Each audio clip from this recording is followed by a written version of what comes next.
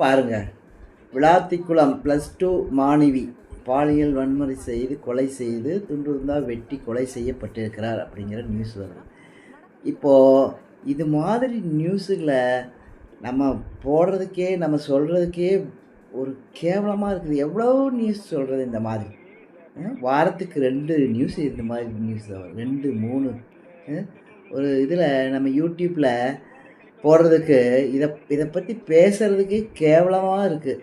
அப்படிப்பட்ட காவல்துறையும் அரசும் இது மாதிரி எந்த எந்த வருஷத்துலேயும் இது மாதிரி இந்த காலத்தில் இந்த மாதிரி பார்த்துல்லைங்க. போலீஸ் கண்ட கொஞ்சம் கூட காவல்துறைக்கு பயங்கிறதே கிடையாது. இந்த கொலைக்காரங்களுக்கு காவல்துறையும் எப்படி என்னதான் பண்ணுறாங்கன்னு புரியல.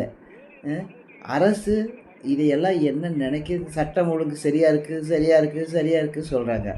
ஆனால் வாரத்துக்கு 3-4 கேஸ் இந்த மாதிரி இளம் குழந்தைங்களை வந்து பாலியல் சித்திரவதை பண்ணி கொலை பண்ணுறது, எங்கேயாவது இழுத்துட்டு ஓடுறது, இந்த மாதிரி தான் நடந்துட்டுருக்குது. எவ்வளோ அதுக்கு காரணம், முக்கிய காரணம் போதைனா கஞ்சா மட்டுமல்ல, இந்த குடிகார இந்த சாராய திறந்து வச்சுருக்க டாஸ்மாக் திறந்து வச்சுக்கிற அதுதான் காரணம். சின்ன சின்ன பசங்க, ஸ்கூல் பசங்களே குடிக்கிறானுங்க, கஞ்சா குடிக்கிறானுங்க. இது என்ன ஒரு அரசுங்கிறதே புரியலைங்க மக்களுக்கு. அதுவும் பெண் குழந்தைங்களுக்கு. சரி, +2 சின்ன வயசு தான் அப்படின்னு சொன்னால், வயசான பாட்டியை கூட வீட்டில் புகுந்து சோளக்காட்டில் புகுந்து கருவேலங்காட்டுக்குள்ளே புகுந்து இந்த மாதிரி பண்ணுறானுங்க.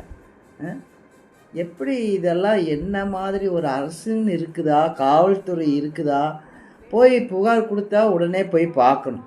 புகார் கொடுத்தா என்ன சொல்கிறாங்கன்னா, சின்ன பிள்ளைங்களா இருந்ததுன்னா அவள் யாராச்சும் இழுத்துட்டு ஓடிருப்பா, அதுதான் போய் பார்க்கலாம், 2 நாள் கழித்து பார்க்கலாம் அப்படிங்கிற மாதிரி புகார் கொடுக்குறவங்ககிட்ட இந்த காவல்துறை சொல்லுது. உடனே ஆக்ஷன் பண்ணலாம். அதுக்கு ஆக்ஷன் எடுத்தால் அவங்கள ஏதாவது பிடிச்சிக்கலாம், அல்லது அட்லீஸ்ட் அதை தடுக்கலாம். ஆனால் போய் உடனடியே பொண்ணை காணாம் அப்படின்னு சொல்லி புகார் கொடுத்தா அவன் எவனாச்சும் கூட இப்போ ஓடியிருப்பான், 2 நாள் பார்க்கலாம் அப்படின்னு சொல்லி ஒரு அசாதாரணமாகவும் ஒரு ஏளனமாகவும் ஏழைகளை இந்த பாடுபடுத்துகிறாங்க காவல்துறையும். அதனால் விலை மதிப்பில்லாத உயிர்கள் பலியாகிட்டுருக்கு. இதுக்கெல்லாம் யார் காரணம், யார் பொறுப்பு? தினம் இந்த மாதிரி தான். இப்போ இன்னும் அவனை கைது பண்ணல, அதுக்காக போராட்டம் நடத்துகிறாங்க. போராட்டம் நடத்துகிறவனை கைது பண்ணுறாங்க, அவங்கள மிரட்டுறாங்க.